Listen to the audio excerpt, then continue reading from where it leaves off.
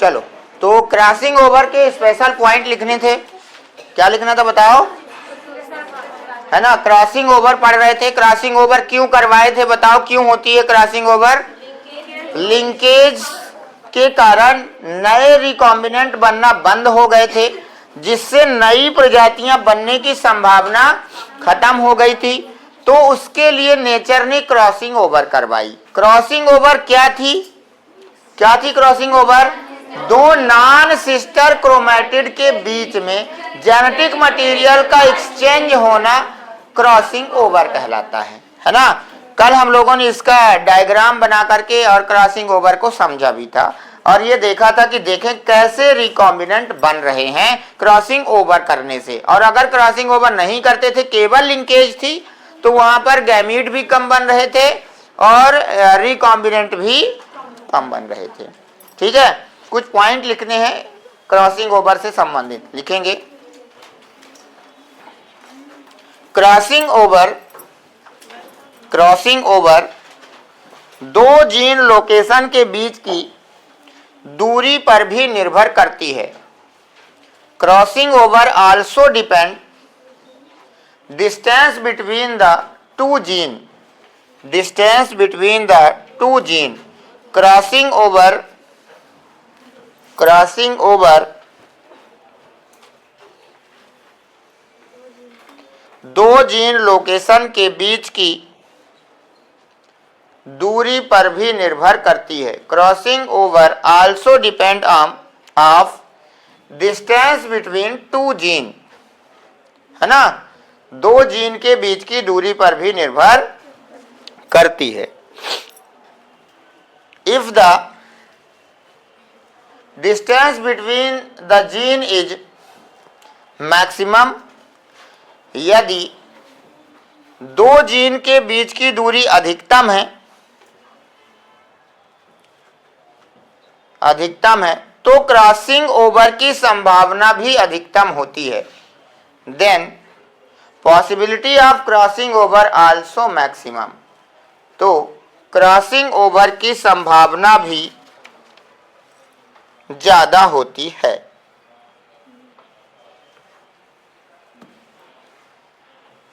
क्या मतलब है? जैसे देखो, जैसे एक पेयर ये क्रोमोसोम है, क्या है ये? बोलो। अब ये है टी आर आर, ये दूसरा क्रोमोसोम है पेयर, ये है टी आर आर। ठीक है, बताओ लिंकेज है कि नहीं है? दोनों में हो सकती है क्या? हो सकती है, बिल्कुल सर। इसमें भी हो सकती है। हो सकती नहीं हो सकती है? बोलो बिल्कुल हो सकती है, बोलो ना। तो ये यहां पर इसकी संभावना हो सकती है। ठीक है, अब यहां बात ये है कि क्रॉसिंग ओवर किसमें ज्यादा होगी, किसमें क्रॉसिंग ओवर की संभावना ज्यादा है ना? तो यहां पर भी और यहां पर भी दोनों में क्रॉसिंग ओवर की तुलना करते हैं। तो ये देखो, ये वाली डिस्टेंस, ये जीन के बीच की डिस्टेंस है ये, और यहां देखो ये क्या है? ज्यादा है। ये क्या है? कम है। तो जिसके बीच की डिस्टेंस ज्यादा, उसके काय में क्रॉसिंग ओवर भी ज्यादा, अर्थात यहां पर ये क्रॉसिंग ओवर ज्यादा होगी इसमें, उसमें कम होगी। ये पॉइंट मैंने नोट कराया है। बोलो आ गया पॉइंट जो मैंने लिखवाया है? आ गया है? लिख लो।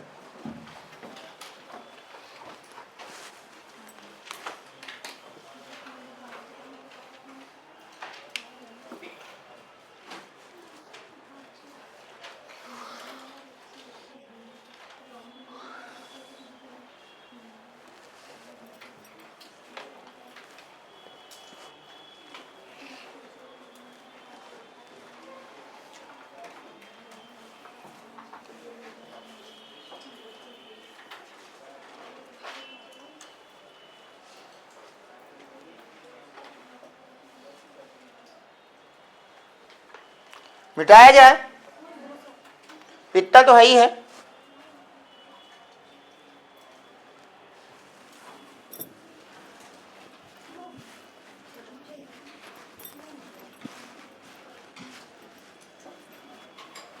अगला नोट नंबर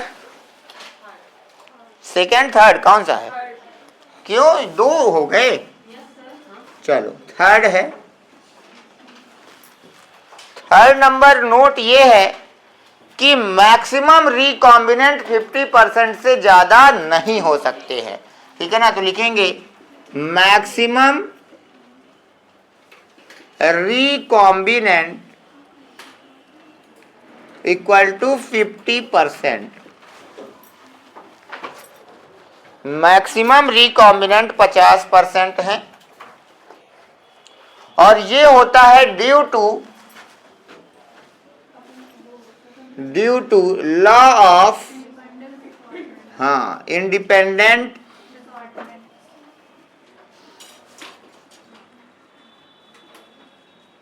स्वतंत्र अपव्यूहन के कारण मैक्सिमम 50% बनते हैं, उससे ज्यादा नहीं हो सकते हैं।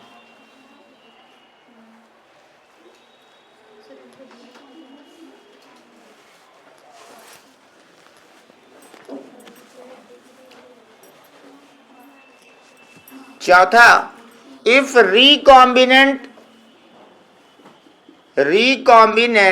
इक्वल टू 0%, इसका मतलब पेरेंटल कितना है? 100% है। इसे हम लोग कंप्लीट लिंकेज के नाम से जानते हैं। क्या कहते हैं इसे? कंप्लीट लिंकेज हो गई है, किसी भी प्रकार से नए रिकॉम्बिनेंट पूरी तरह से बनना बंद हो गए हैं तो नई स्पीशीज नहीं बनेगी। तो ये कंप्लीट लिंकेज है।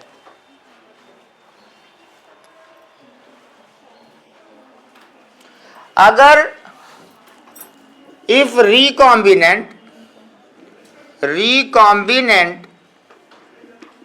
बिटवीन 0 to 50%, यही बनते ही हैं, ये मैक्स है, तो इसे कहा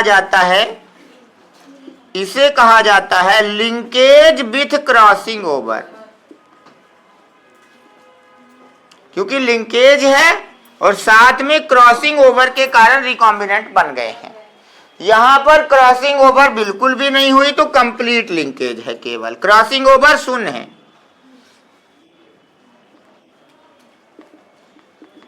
यहां लिंकेज है और उसके साथ साथ क्रॉसिंग ओवर भी है, तभी 0 से 50% आएंगे इसमें।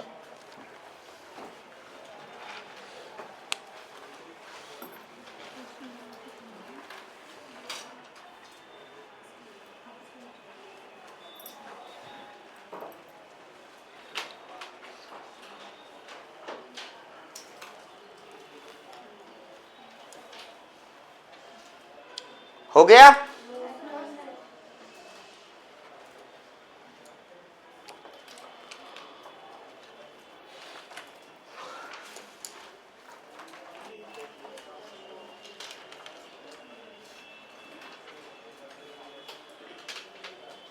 इसमें भी कोई सीवी है क्या? सीवी है? चलें आगे। अगला आप अब देखिए, कुछ रिलेशन देख रहे हैं, जल्दी लिखो उसको, तभी रिलेशन लिखेंगे। कुछ संबंध है। अब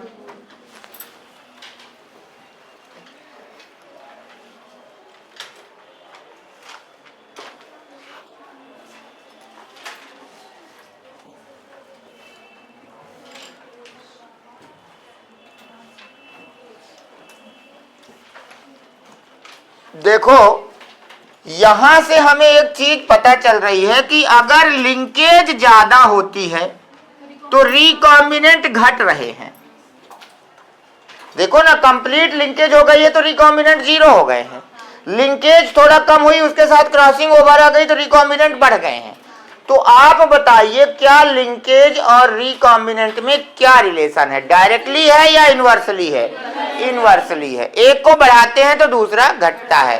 तो पहला रिलेशन यही बन रहा है कि linkage inversely proportional to recombinant. अब देख लो आप, अगर लिंकेज ज्यादा है तो रिकॉम्बिनेंट कम बनते हैं, पहला रिलेशन।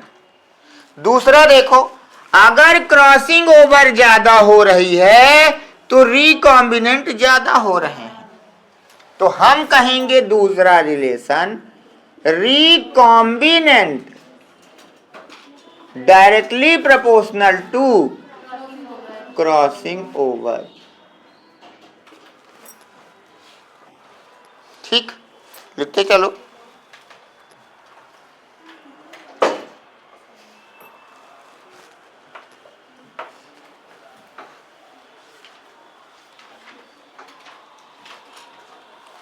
बिठा दो आप नीचे वाला। अगला देखो,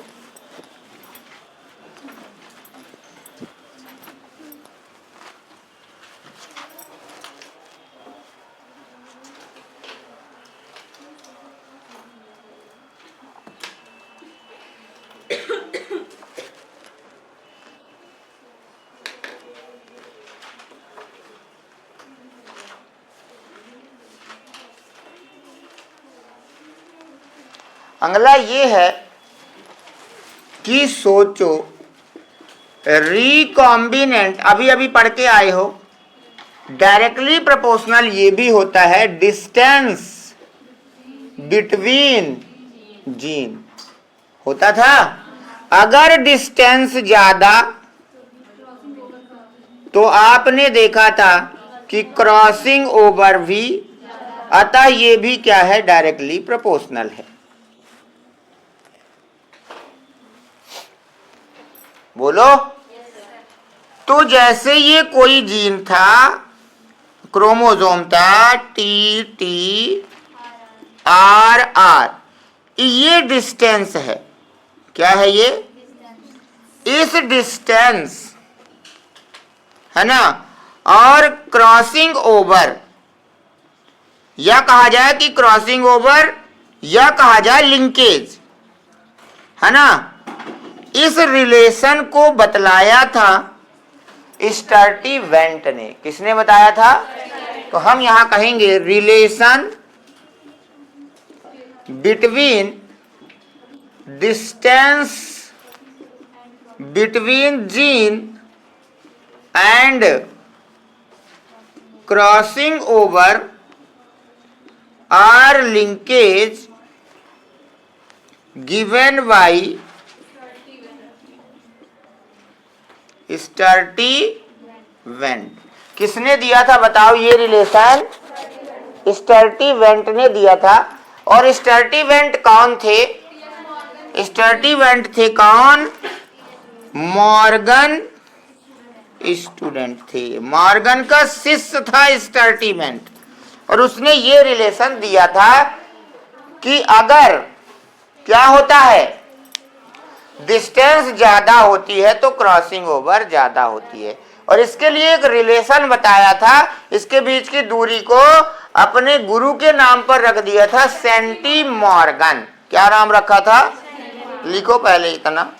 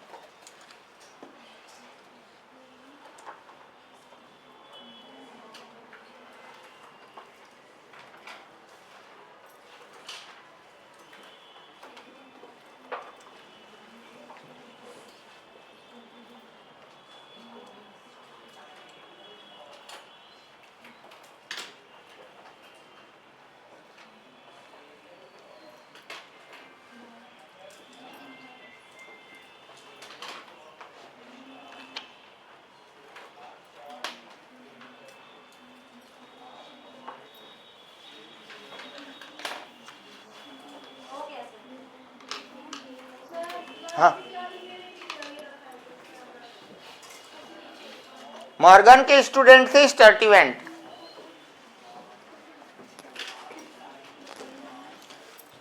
इन्होंने क्या रिलेशन दिया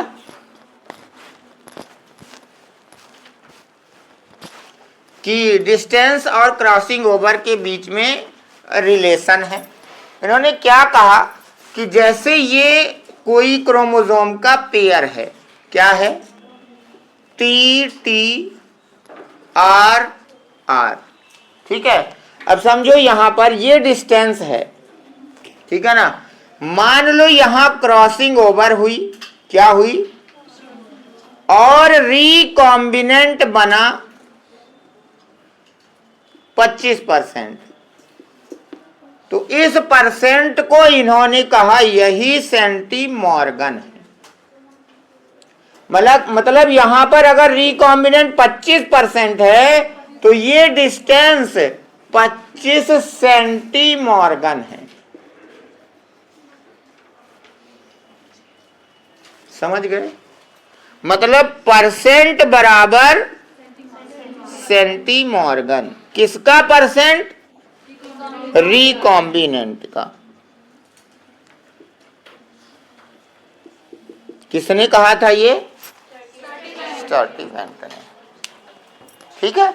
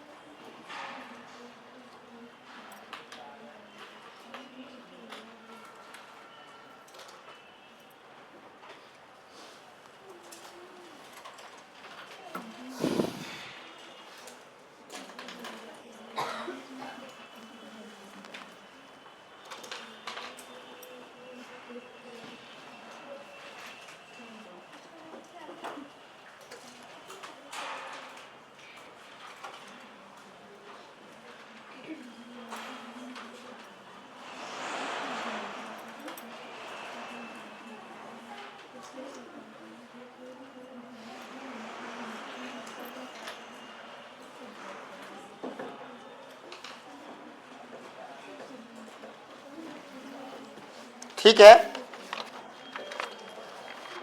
तो ये चल रहा था। कौन कर रहे थे ये एक्सपेरिमेंट? मॉर्गन कर रहे थे ड्रोसोफिला पर एक्सपेरिमेंट, है ना। और वहां पर उन्होंने ये देख लिया कि क्रोमोसोम ड्रोसोफिला में कम है, जीन या ट्रेट क्या है, बहुत ज़्यादा है। और ज़्यादा होने के कारण जीन को कई सारे ट्रेट को एक ही क्रोमोसोम पर रखना पड़ता है, और कई सारे ट्रेट को एक ही क्रोमोसोम पर रखना लिंकेज कहलाता है। लिंकेज होने से नए रिकॉम्बिनेंट बनना बंद हो जाते हैं। जब नए रिकॉम्बिनेंट बनना बंद हो जाते हैं तो दूसरी प्रजातियां बनना, उससे बचने के लिए नेचर ने क्या किया है, एक प्रक्रिया अपनाई है जिसे क्रॉसिंग ओवर कहते हैं। क्रॉसिंग ओवर दो नॉन सिस्टर क्रोमेटिड के बीच में जेनेटिक मटेरियल का एक्सचेंज होना क्या कहलाता है, बताओ? क्रॉसिंग ओवर कहलाता है। और क्रॉसिंग ओवर कुछ चीजों पर निर्भर करती है। जैसे बताया कि जीन की डिस्टेंस कितनी है उस पर निर्भर करती है, वो जितना ज़्यादा होती है रिकॉम्बिनेंट या क्रॉसिंग ओवर उतनी ही ज़्यादा होती है। रिकॉम्बिनेंट का परसेंट ही सेंटी, और यह रिलेशन स्टर्टी वेंट ने दिया था, जो कि टीएच मॉर्गन के, यहां तक बात हो गई, ठीक है ना। इसके बाद टीएच मॉर्गन ने ड्रोसोफिला पर डाई हाइब्रिड क्रॉस कराया।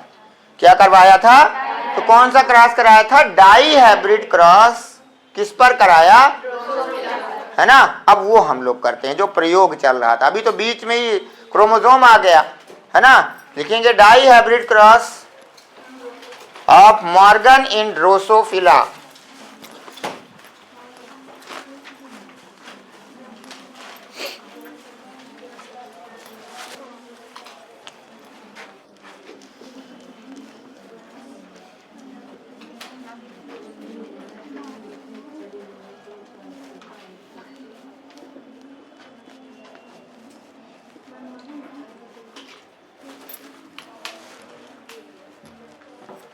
ड्रोसोफिला पर मॉर्गन का डाई हाइब्रिड क्रॉस।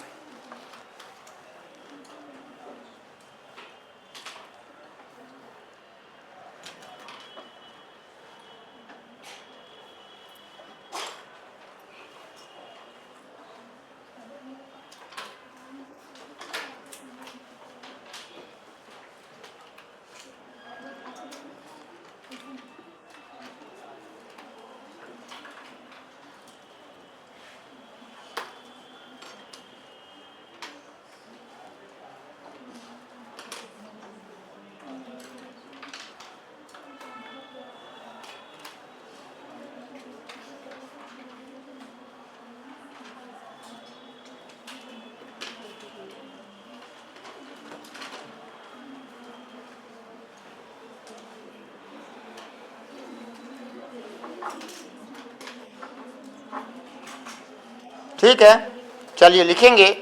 ड्रोसोफिला पर ट्रेट एक्स क्रोमोसोम पर होते हैं।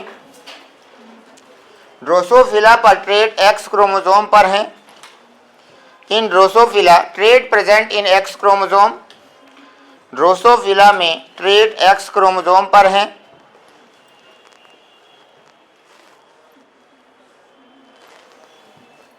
मेल और फीमेल दोनों 2n,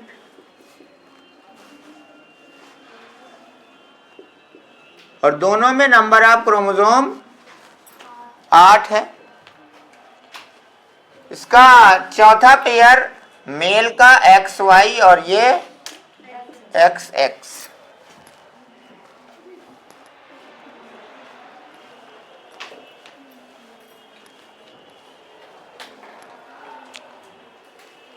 आगे लिखेंगे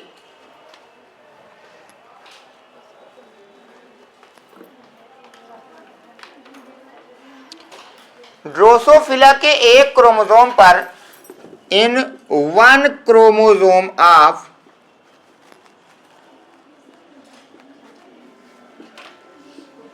ड्रोसोफिला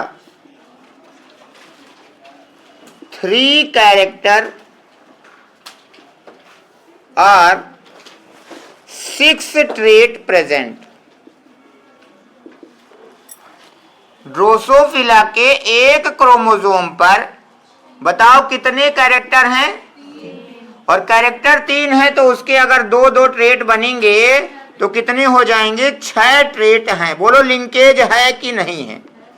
तो ड्रोसोफिला में लिंकेज होती है क्योंकि क्रोमोसोम कम है, ट्रेट ज्यादा है। कौन कौन से कैरेक्टर प्रेजेंट है जिसके लिए मेंडल ने डाई हाइब्रिड क्रॉस कराया, है ना। तो लिखते हैं नेम ऑफ कैरेक्टर, वो लिख लो पहले।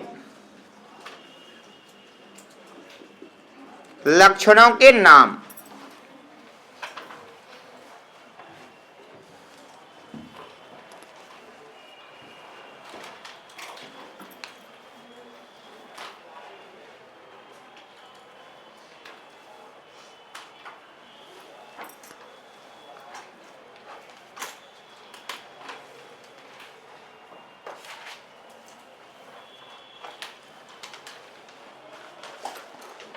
ठीक है, name of character.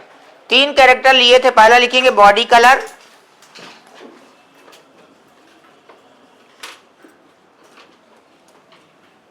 Of Drosophila, Drosophila की बॉडी का रंग। दूसरा आई कलर ऑफ ड्रोसोफिला, और तीसरा था विंग साइज, पंखों का आकार।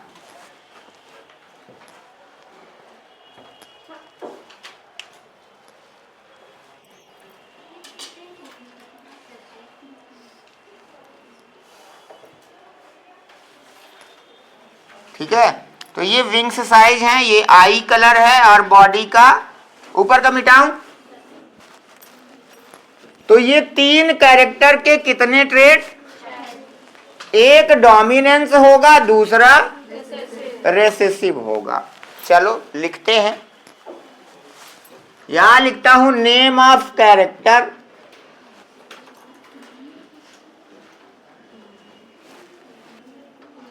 और यहां लिखता हूं रिसेसिव। ठीक, लिखो।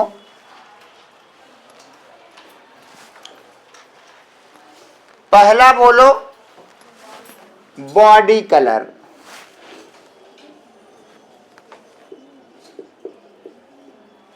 पहला है बॉडी कलर, यही था ना पहला कैरेक्टर।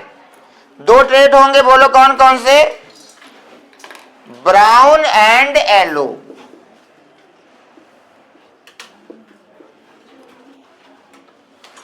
ठीक है, तो ड्रोसोफिला में ब्राउन कलर उसकी बॉडी का कैसा है? डोमिनेंस है। रेसेसिव कैसा है? येलो है। इसे लिखा जाता है Y प्लस, और इसे लिखा जाता है केवल Y से। अभी क्रॉस में फिर ये यूज भी होगा। ठीक है, दूसरा है आई कलर, देख लो, इसका भी एक कैसा होगा बोलो? डोमिनेंस होगा। दूसरा कैसा होगा? बताओ कौन सा होता है? डोमिनेंस रेड है और रेसेसिव वाइट है। ठीक है, काहे से लिखते हैं? इसको लिखेंगे W प्लस से, और इसको लिखेंगे मात्र। ठीक, तीसरा विंग साइज कैसा? 2 इसके भी रहेंगे। पंखों का आकार, एक रहेगा नॉर्मल साइज जिसे कहेंगे M प्लस, दूसरा रहेगा स्मॉल अथवा शॉर्टर अथवा मिनिएचर, और इसे लिखेंगे केवल। तो कैरेक्टर कितने हो गए? 3, और ट्रेट हो गए, एक ही क्रोमोसोम पर प्रेजेंट थे, लिंकेज हो रही थी।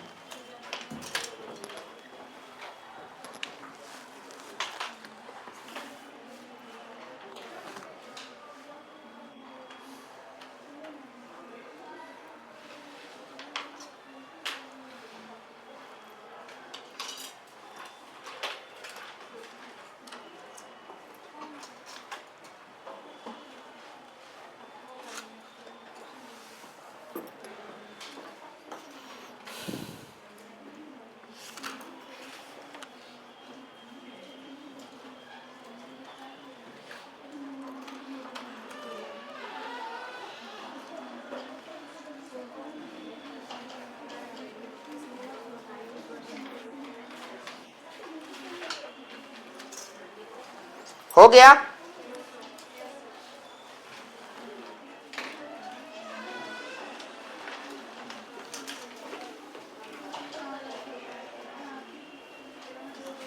अब हो गया होगा।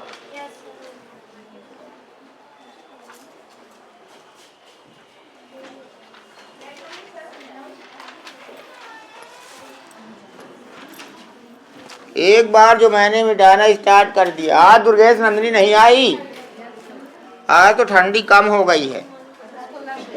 लग गई?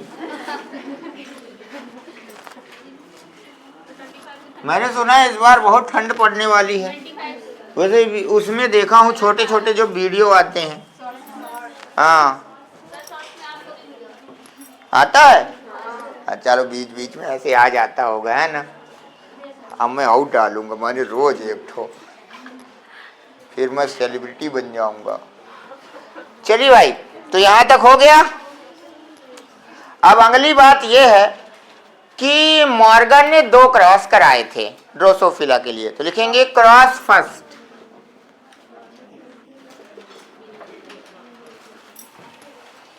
बताओ, डाई हाइब्रिड था मोनो हाइब्रिड था? डाई हाइब्रिड था, तो कितने कैरेक्टर लोगे?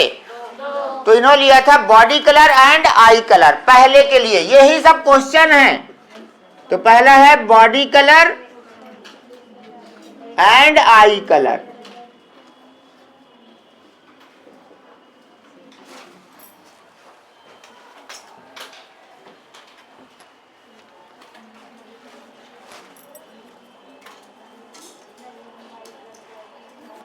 Female recessive, male dominance.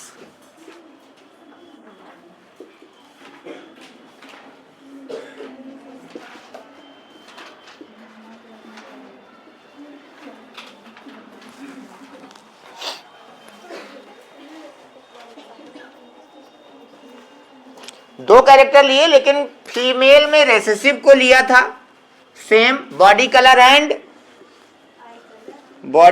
And I colour, और यहां पर भी बॉडी कलर एंड, लेकिन दोनों में अंतर था। एक के लिए सारे कैरेक्टर रिसेसिव लिए थे और दूसरे के लिए डोमिनेंस लिए थे। जरा अपनी टेबल निकालना और देखना कि बॉडी कलर का रिसेसिव क्या है। कलर बोलो पहले, येलो। आई कलर का रिसेसिव क्या है? कौन कहा थे येलो? सब में वही है। क्या है? व्हाइट। तो yellow white.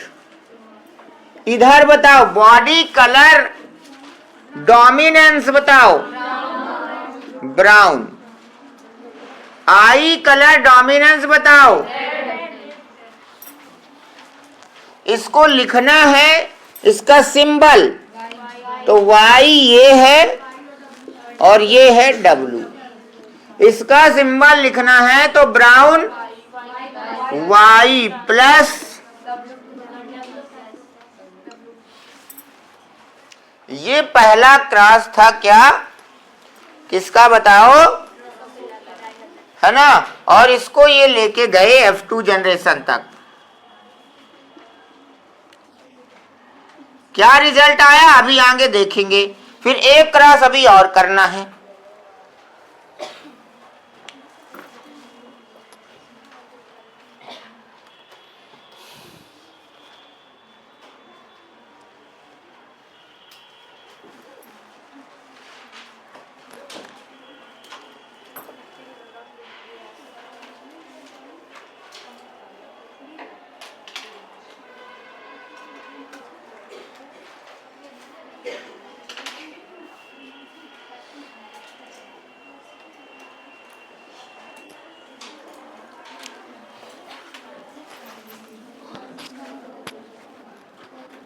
Cross number second, दूसरा क्रॉस कराया, सेम लिया फीमेल रिसेसिव मेल डोमिनेंस, लेकिन इस बार 2 अलग अलग कैरेक्टर लिए। इस बार लिया आई कलर एंड विंग साइज। क्या लिया? आई कलर एंड विंग साइज। दूसरा क्रॉस है लाला। तो दूसरे क्रॉस के कैरेक्टर क्या थे? बोलो। आई कलर एंड फीमेल कैसी लिया और मेल कैसे लिया?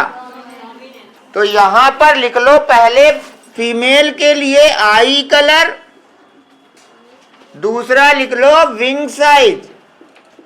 लेकिन दोनों कैसे लिखोगे? फिर यहां पर लिखो आई कलर और विंग साइज। ठीक है। अब आई कलर जरा रेसेसिव बता दो, तो यहां लिख देता हूं वाइट। विंग साइज जरा रेसेसिव बता दो, मिनिएचर या स्मॉल।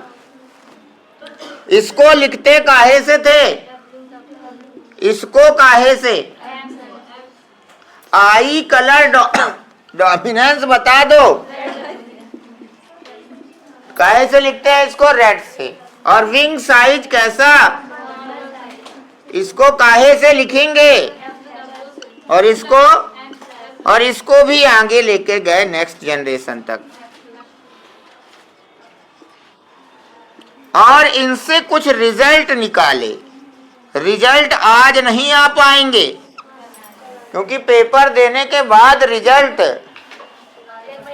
कुछ दिन बाद आता है।